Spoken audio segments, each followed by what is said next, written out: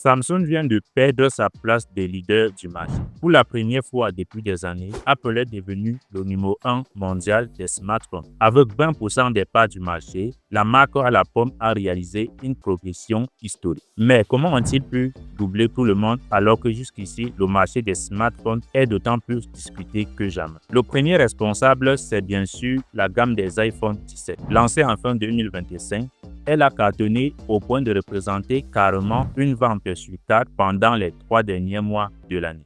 Mais ce n'est pas tout. Apple a profité d'un alignement des planètes parfait. Tout d'abord, les iPhone 16 sortis un an plus tôt ont continué à séduire sur des marchés stratégiques comme l'Inde et le Japon. Ensuite, de nombreux utilisateurs qui avaient acheté un smartphone pendant la pandémie il y a 4 ou 5 ans l'ont renouvelé en 2025 et Apple en a profité.